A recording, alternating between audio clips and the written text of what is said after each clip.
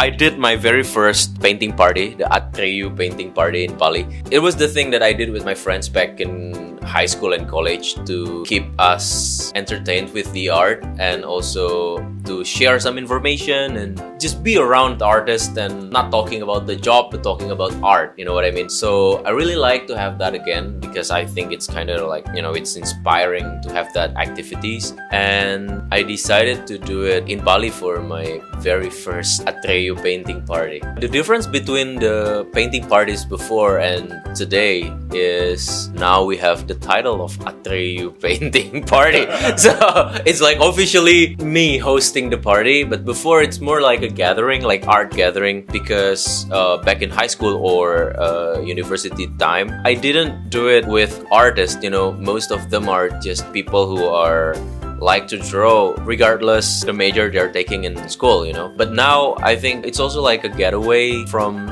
jobs and stuff, so you can gather around with friends and start talking about your experience with your professional life as an artist. And I think that's beautiful because you can see so many perspectives and so many experience that you are not experienced with. So yeah.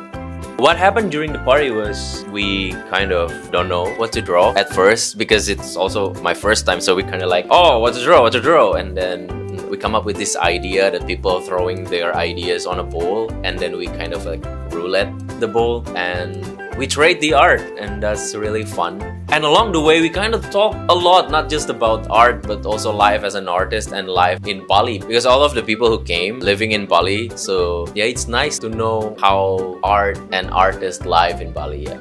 I wanted to do this Atreyu painting party regularly, of course, like maybe once a month or I don't know, but I really want to keep going doing this because I think there's a magic in conversations. You can get inspired a lot by it because my artwork is very heavy on storytelling, but when you sit with people and then there's a lot of storytelling going on.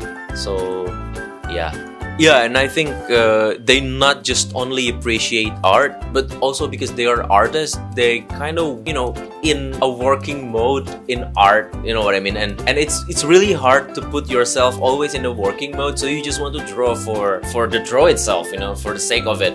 And I think this gathering is kind of, cater the needs to just draw for the drawing. I initiate the Atreyu's painting party. I wanted to do this Atreyu painting party regularly, of course, like maybe once a month or I don't know, but I really want to keep going doing this because I think there's a magic in conversations. You can get inspired a lot by it because my artwork is very heavy on storytelling, but when you sit with people and then there's a lot of storytelling going on. So yeah.